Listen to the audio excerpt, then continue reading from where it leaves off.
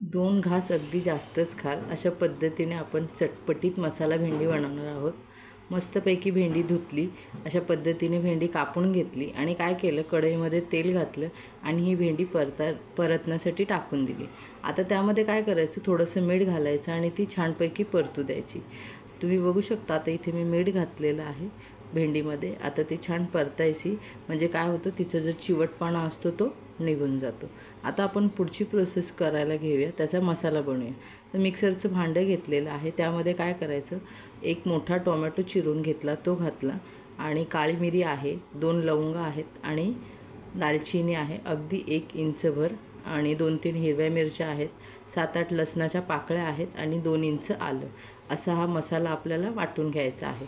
आता याच्यामध्ये काय करायचं, आपल्याला 2 चमचे दही घालायचं। जास्त आंबट असेल तर 1च चमचा घाला। आता हे घरचं दही आहे म्हणून 2 चमचे घातलेलं आहे।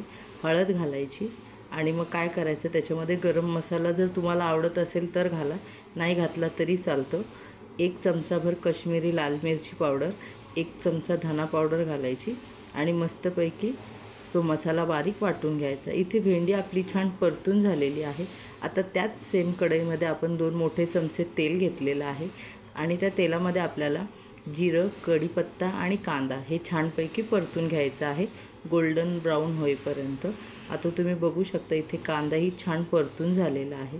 हे बघा, जास्त लाल करायचा नाही आहे, तो म्हणजे असा दाताखाली थोडासा यायला हवा इतपत आपल्याला कांदा परतायचा आहे। आता हा कांदा परतल्यानंतर काय करायचं, त्याच्यामध्ये आपण जे वाटण केलं होतं ते घालायचं आणि तेही छान तेल सुटेपर्यंत आपल्याला परतून घ्यायचं आहे। आता दही आणि ते घातल्यामुळे काय होतं, एक क्रीमी टेक्स्चर येतो आणि ना मंद गॅसवर हा मसाला परतायचा। फास्ट गॅसवर जर तुम्ही हा मसाला जर परतला तर दही फाटण्याची दाट शक्यता असते, म्हणून मंद गॅसवरच हा आपल्याला तेल सुटेपर्यंत मसाला परतायचा आहे। आता इथे छानपैकी मसाल्याला तेल सुटलेलं आहे। आता यामध्ये काय करायचं, आपण भेंडी घालून घ्यायची। आता तुम्हाला दाखवते मसाल्याचा रंग किती छान आलेला आहे आणि तेलही किती सुंदर छान सुटलेलं आहे। आता यामध्ये काय करायचं, भेंडी घालायची आणि छान परतून घ्यायची। भेंडी छान परतल्यानंतर अगदी 5-1 मिनटं तिला छान फुल गॅसवरच आपल्याला परतायचे आहे बरं का, अजिबात झाकण वगैरे ठेवायचं नाही। फुल गॅसवर तिला छान परतायची। आपली चमचमीत रेस्टॉरंटसारखी किंवा ढाबा स्टाईलसारखी मसाला भेंडी तयार झालेली आहे।